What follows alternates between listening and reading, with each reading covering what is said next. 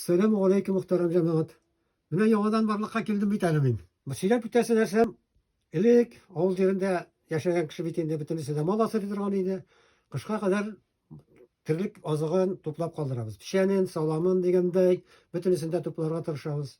Һәрбер кешенең йортында сарыгы бар, сыеры бар. Сарыклар өчен аерым печән әзерләргә тырышадыр. Сыерлар өчен аерым печән була инде ул.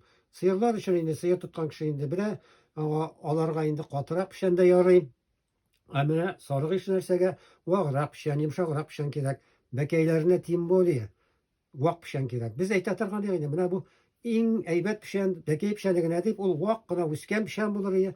Кыска гына инде, чәчәкле генә, шундый печәннәр була торган инде. Менә монда зына күз алдына китердә печән бар, менә бу вак кына инде бу. Как раз шушы бәкәй печәне дип әйтсәң дә була инде, моны сарыкларга да бара бу печән. Ну, сыер өчен инде бу, конечно, әйбәт түгел, сыер моны тиз ашап бетерә.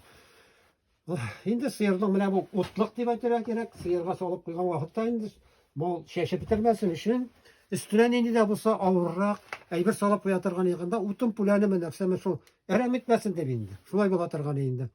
Инде менә кышка таба инде сыер өчен салам, башак бирәбез бит инде. Салам да кирәк. Без үскән вакытта инде арыш саламы булып торган инде, башка саламны юк.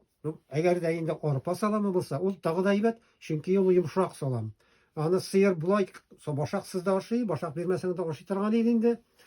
Ат тоткан кешеләр белән инде атлар өчен инде бигрәк тә сулы саламы әйбәт була торган иде.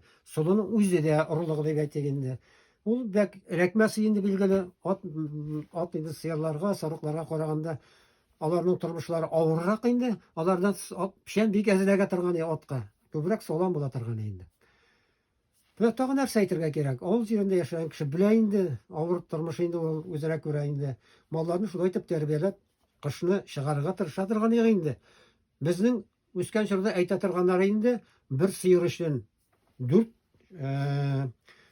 йөк печән кирәк дип, инде 4 сарык бер сыерга тора дигән сүз дә бар иде. Менә шундый нәрсә. Аннан соң яңадан бер өстәмә бәкәйләр өчен миллек әзерләй торган иде. Юкә яфрагы дип әйтәбез инде, юкә чыбыкларыннан миллек дип әйтә торган иде инде. Менә алар бәкәйләр өчен бик әйбәт нәрсә, витаминлы ризык була торган иде.